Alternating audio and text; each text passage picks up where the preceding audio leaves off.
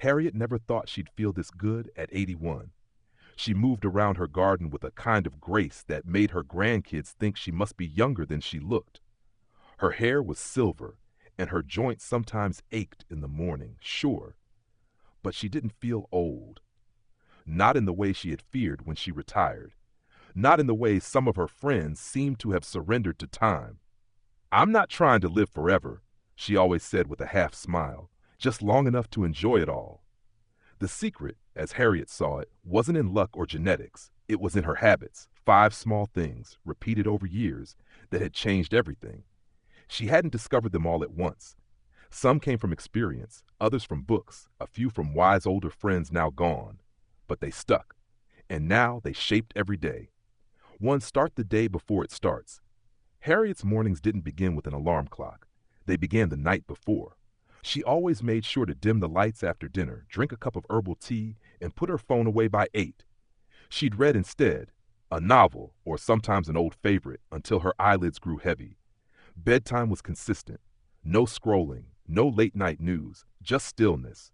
She swore by it.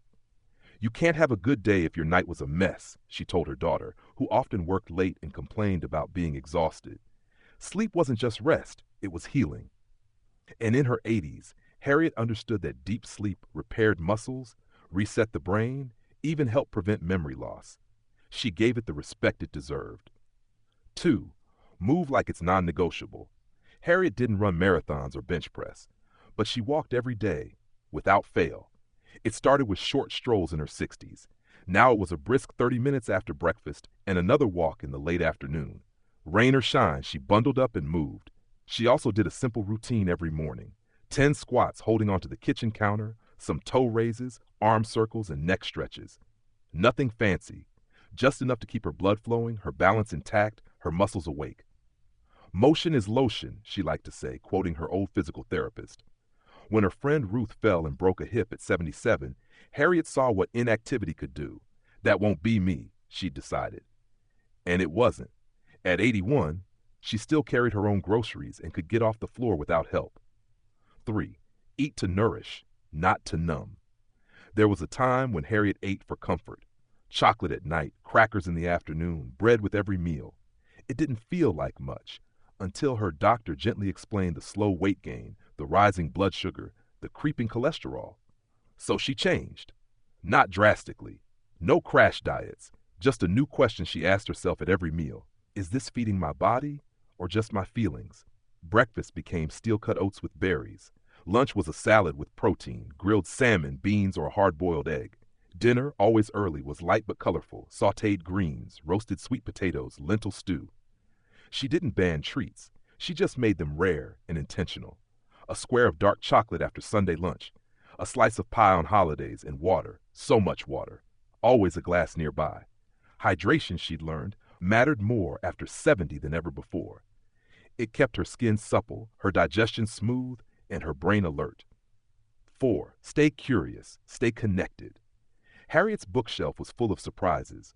Biographies of people she'd never met, books on gardening, poetry, even a few thrillers.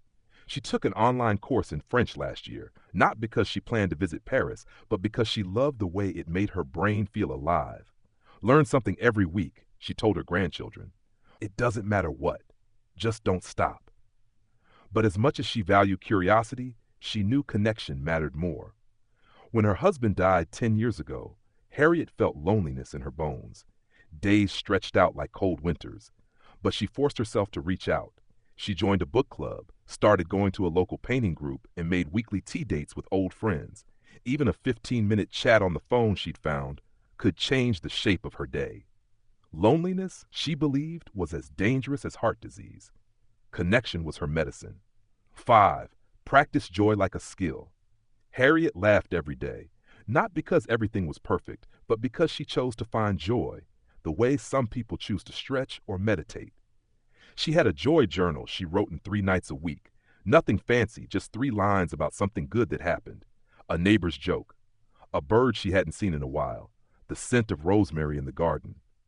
She had learned, through sorrow and struggle, that gratitude wasn't a vague feeling. It was a practice, something you did, not something you waited for, and it changed her. On bad days when her arthritis flared or her memory slipped, the habit of joy brought her back to center. Joy kept her young, not in the way makeup does, but in the way light keeps a room feeling warm. One autumn evening, Harriet sat on her porch, wrapped in a shawl. The sky was pink with sunset, and the trees had begun their golden shedding. Her neighbor Daniel, 70 and recently retired, walked by and stopped to chat. "How do you do it?" he asked. "You seem not just well, but happy, like aging hasn't slowed you down." Harriet smiled. "Oh, it slowed me down plenty," she said, tapping her knee. "But I made a deal with my body. I'd take care of it if it took care of me." She told him her 5 habits. Nothing magic, nothing that cost a fortune or required special apps. Just consistency, she said. You start where you are, then you keep showing up. Daniel nodded thoughtfully. "Think it's too late to start?" Harriet looked at the sky, the falling leaves, the road ahead. "It's never too late to begin," she said. "It's only too late if you never try." And with that she stood, slowly but confidently, and walked back inside, ready to make her evening tea, read a chapter of her book, and rest her body so she could wake up tomorrow and do it all again.